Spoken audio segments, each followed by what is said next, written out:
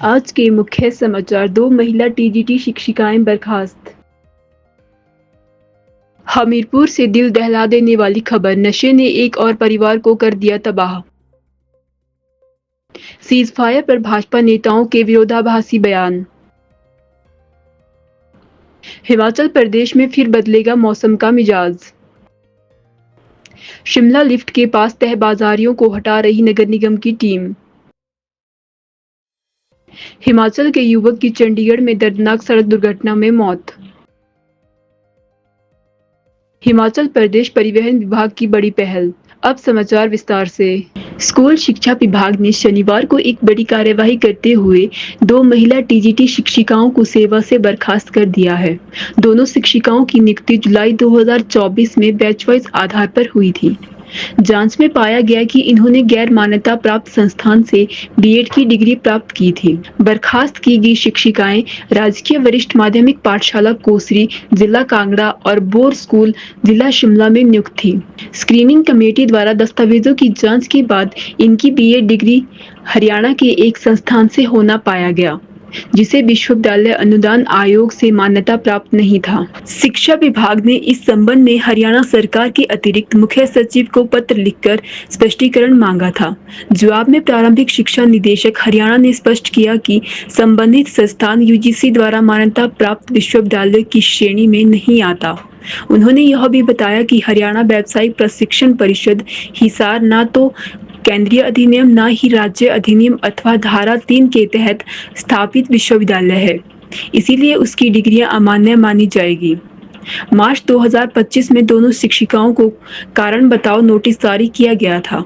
उनके द्वारा दिए गए स्पष्टीकरण असंतोषजनक पाए गए, जिसके बाद शिक्षा निदेशालय ने विभागीय जांच शुरू कर नियुक्ति आदेश रद्द करने और उन्हें सेवा से बर्खास्त करने का निर्णय लिया। यह मामला एक बार फिर से यह उजागर करता है कि नौकरी के लिए शैक्षणिक योग्यता में सत्यापन और मान्यता की प्रक्रिया कितनी आवश्यक है। शिक्षा विभाग ने सभी उम्मीदवारों को चेताया है कि नियुक्ति हेतु केवल यूजीसी द्वारा मान्यता प्राप्त संस्थानों से प्राप्त डिग्रियां ही वैध मानी जाएगी।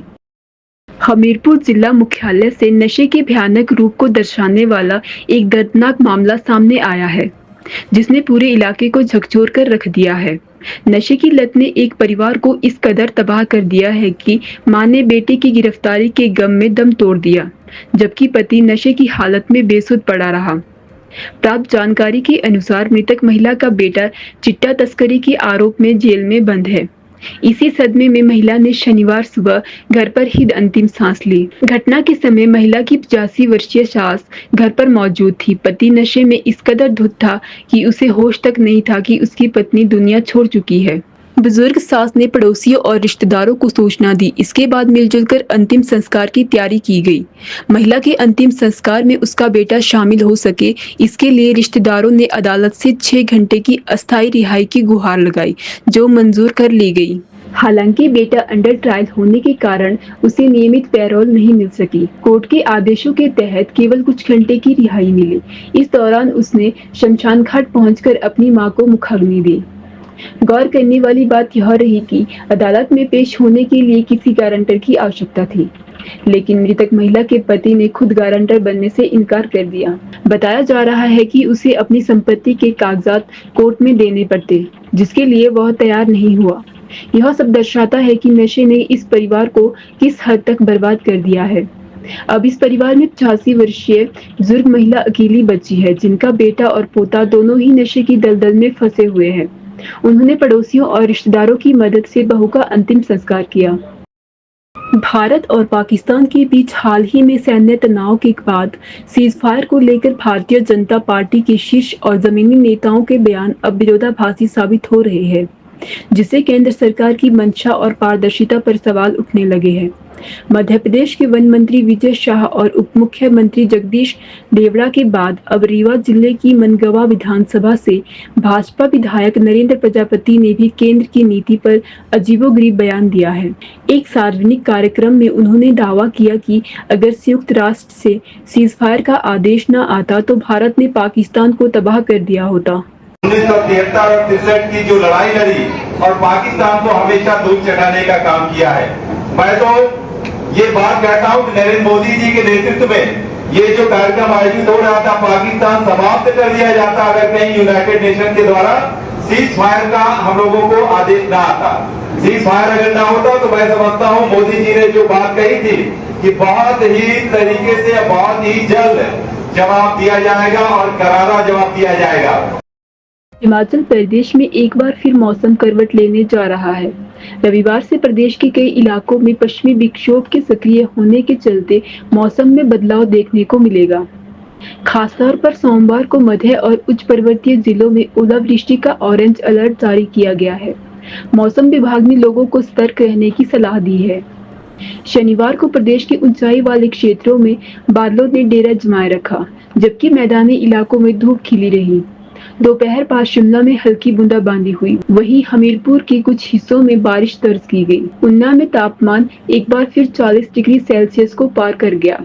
प्रदेश के 15 से अधिक स्थानों पर अधिकतम तापमान 30 डिग्री से ऊपर रिकॉर्ड किया गया है। मौसम विज्ञान केंद्र शिमला के अनुसार रविवार को ऊना, बिलासपुर, हमीरपुर और कांगड़ा जैसे मैदानी जिलों में मौसम साफ रहेगा और तापमान में और बढ़ोतरी हो सकती है।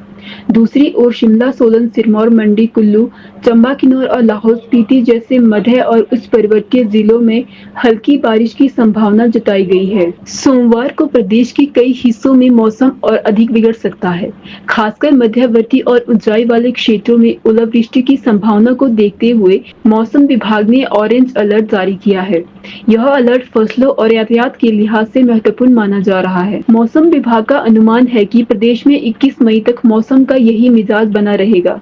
इस दौरान किसानों और स्थानीय निवासियों को सलाह दी गई है कि वे किसी भी आपात स्थिति में सतर्क रहें। शिमला में लिफ्ट के पास बैठे तहबाजारियों को हटाने के लिए नगर निगम की टीम मौके पर पहुंची।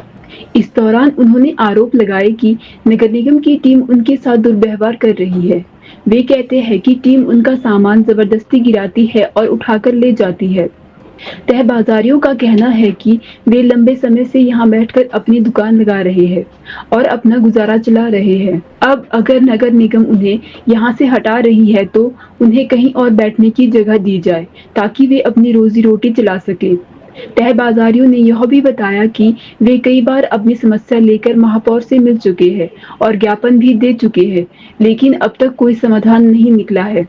स्थिति जैसी थी वैसी ही बनी हुई है। जब बोल रखा कि यहाँ पीछे बैठो तो ये क्यों उठा रहे थे? कार्ड भी है, सब कुछ है, बिठा रखा एमसी ने जब ये बिठा रखा, जब तक के कोई मसला नहीं होता सोच पे तो आप पीछे बैठो। तो ये पीछे 42 साल हो गए यहाँ पर, ऐसे तो है नहीं मैडम जी। 42 साल या तो एक बार वार्निंग दे के यहाँ नहीं बैठने देना आपको। 1914 में ये बोला था जहाँ वीडियोग्राफी है वहीं बैठने दिया जाएगा आपको। हमें परेशान क्यों कर रहे, कभी नीचे कभी ऊपर। जब हमें ऊपर बैठा दिए तो उठा के क्यों लेके जा रहे? वार्निंग देते नहीं हैं बिल्कुल भी। 1983 से हम यहाँ बैठ रहे और हमारी वीडियोग्राफी हुई थी यहाँ पर, और फिर इन्होंने गलती से क्या किया कि हम बैठे तो यहीं, हमारा कार्ड लोअर लिफ्ट कर दिया। क्यों कर दिया? जब हमारी वीडियोग्राफी यहाँ से, अरे 1942 से बैठे, तहबाजारी की कुछ रसीदें 89 की है मेरे पास। मतलब ये ऐसे क्या कर रहे, कभी हमें बिठा रहे ऊपर और कभी उठा रहे। ये गलत है ना इनका हिसाब। या तो ये कहो कि यहाँ से शिमला से निकल जाओ, भाग जाओ कहीं, कहाँ भाग जाएं हम? हमारी मांग ये है कि हमें कहीं रोजी रोटी के लिए जगह दी जाए। जब तक के कोई नई समस्या बनती, हम ऊपर बैठे थे, हमें बिठा दिया था तो हम ऊपर बैठ को मेयर साहब से हम मिले थे मैडम। मेयर साहब ने भी यही मतलब ये कहा कि मतलब जब तक के कोई समस्या नहीं होती अपनी रोजी रोटी ऊपर बैठ के चला लिया करो। इस बार बोला मैडम जी, हमने ये बोला कि 20 बार हमारे साथ ऐसा क्यों किया कि जो होता है तुमसे कर लो, जहाँ मर्जी दो। मतलब कोई जगह भी तो नहीं है, कोई सोल भी तो नहीं है, कुछ भी तो नहीं है ना ऐसा। मतलब वो कॉपी भी है तो हम इनको दिखाते हैं, ये बोलते हैं कि नीचे लोअर लिफ्ट पे जाओ। वहाँ जगह कहाँ है मैडम? वो पहले ही उठा रहे हैं उनको, जो पहले नीचे बैठे हैं उनको ये उठा रहे हैं, तो हमें कहाँ से बिठा देंगे? हमने कई बार बोल दिया हमारे लिए कोई कुछ नहीं करता है। अब वो बोलते हैं कि खुद जाके बैठो। अब हमें ऐसे कहाँ बैठ जाएंगे इस उम्र में? अब मैं कहाँ जाऊँ? लाइसेंस ये बना रखा फूड का, लिफ्ट का, ऊपर लिफ्ट का इंदिरा गांधी का, और जो इन्होंने उन 530 नंबर दिया वो लोअर लिफ्ट का रखा। मतलब वो लोअर लिफ्ट क्यों करा जब हमारी वीडियोग्राफी यहाँ की हुई और एड्रेस यहाँ का लिखा, इन्होंने मिस्टेक क्यों किया वहाँ पर? बारे में एक बार नहीं 20 बार हमने बोला, जब हमारी कोई सुनता है तो हम क्या कर सकते हैं। शनिवार देर रात चंडीगढ़ के मलोआ क्षेत्र में एक भीषण सड़क दुर्घटना में हिमाचल प्रदेश के हमीरपुर जिले के युवक की मौत हो गई, जबकि उसका साथी गंभीर रूप से घायल हो गया। हादसा मलोआ के वाटर वर्क के पास रात करीब 12 बजे हुआ, जब एक तेज रफ्तार कार ने बाइक सवार 2 युवकों को जोरदार टक्कर मार दी। कार की टक्कर से दोनों युवक करीब 200 मीटर तक बाइक समेत घसीटते चले गए। मृतक की पहचान 23 वर्षीय अभिषेक शर्मा निवासी हमीरपुर हिमाचल प्रदेश के रूप में हुई है। वह अपने मित्र अभिषेक राव के साथ बाइक पर सवार होकर हमीरपुर से बद्दी में बहन के घर जा रहे थे। मलोआ पहुंचते ही तेज रफ्तार कार ने उनकी बाइक को टक्कर मार दी। हादसे में अभिषेक शर्मा की मौके पर ही मौत हो गई, जबकि अभिषेक राव को गंभीर चोटें आई। घटना की सूचना मिलते ही पुलिस कंट्रोल रूम की टीम मौके पर पहुंची और घायलों को तुरंत इलाज के लिए अस्पताल पहुंचाया। डॉक्टर ने अभिषेक शर्मा को मृत घोषित कर दिया। पुलिस ने मृतक के शव का पोस्टमार्टम करवाकर उसे परिजनों को सौंप दिया। मामले में कार्यवाही करते हुए मलोआ थाना पुलिस ने आरोपी कार चालक तेजिंदर सिंह निवासी सेक्टर 118 TDI सिटी मोहाली के खिलाफ मामला दर्ज कर उसे गिरफ्तार कर लिया है। हालांकि आरोपी को बाद में जमानत पर रिहा कर दिया गया। मृतक के साथी अभिषेक राव की शिकायत के आधार पर पुलिस ने धारा 279, 304A और अन्य संबंधित धाराओं में मामला दर्ज किया है। पुलिस का कहना है कि आरोपी चालक की गाड़ी की गति अत्यधिक तेज थी और दुर्घटना में जानबूझकर लापरवाही की आशंका है। CCTV फुटेज खंगाले जा रहे हैं ताकि घटना की पूरी सच्चाई सामने आ सके। हिमाचल प्रदेश परिवहन विभाग ने पिछले 1 वर्ष में उल्लेखनीय प्रगति की है। विभाग द्वारा जारी रिपोर्ट के अनुसार इस अवधि में प्रदेशवासियों ने बड़ी संख्या में ड्राइविंग लाइसेंस बनाए हैं और 71 करोड़ रुपए का राजस्व अर्जित किया है। परिवहन विभाग ने प्रदेश में 1000 नई गाड़ियों को शामिल करने का निर्णय लिया है, जो खासकर बेरोजगार युवाओं को रोजगार का अवसर देगी। इन गाड़ियों में प्राथमिकता 18 सीटर वाहनों को दी जा रही है, जो राज्य की भौगोलिक परिस्थितियों के अनुकूल होंगे। यह पहल न केवल परिवहन व्यवस्था को आधुनिक बनाने की दिशा में एक बड़ा कदम है, बल्कि प्रदेश के युवाओं के लिए रोजगार के नए अवसर भी लेकर आएगी। ट्रांसपोर्ट डिपार्टमेंट की बात हम कर रहे हैं और मेरा पत्रकार बंधुओं से ये आग्रह है कि ट्रांसपोर्ट डिपार्टमेंट और HRTC दो अलग बातें हैं।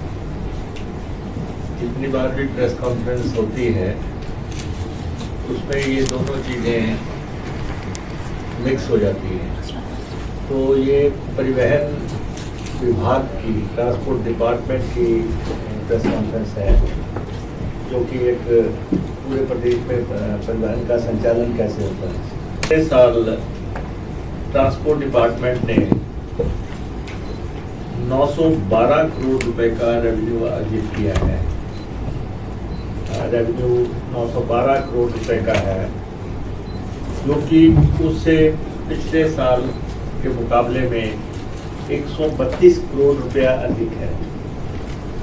तो साल के दौरान 132 करोड़ रुपए का रेवेन्यू का इजाफा हुआ है 24-25 का ही, जो कि लगभग 17% अधिक है। और इस साल हम लगभग 1000 करोड़ रुपए की रेवेन्यू को पार कर जाएंगे। और हमारा जो डिपार्टमेंट है पिछले अभी साल शुरू हुआ है, तो 1 अप्रैल से अभी तक हमने फिर से 150 करोड़ रुपया अर्जित कर लिया है। तो ट्रांसपोर्ट डिपार्टमेंट भी प्रदेश के रेवेन्यू में अर्जित करने वाले जो डिपार्टमेंट्स हैं उनमें से एक डिपार्टमेंट है ये, और इसलिए आपको हम इसके बारे में ब्रीफ करना चाहते हैं। एक साल के दौरान 1.5 लाख गाड़ियाँ, आप अंदाज़ा लगा सकते हैं कि हमारे 23 लाख के आसपास गाड़ियाँ हैं हिमाचल प्रदेश में, जिनमें कि पिछले एक साल के दौरान 1.5 लाख नई गाड़ी आई है। हमें लगातार 2 साल से केंद्र सरकार अवार्ड दे रहा है परफॉर्मेंस का। पिछले साल हमें 25 करोड़ रुपए की राशि अवार्ड मनी आई और इस साल हमें 28.71 करोड़ रुपए की अवार्ड मनी आई है, मंजूर हुई है।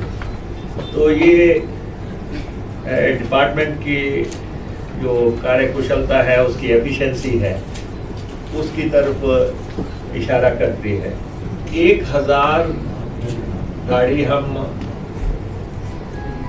नई इस साल में इंट्रोड्यूस करवाने जा रहे हैं, चाहे वो प्रदेश के बेरोजगारों के लिए आप कह लें, चाहे आप ट्रांसपोर्टर्स के लिए कह लें,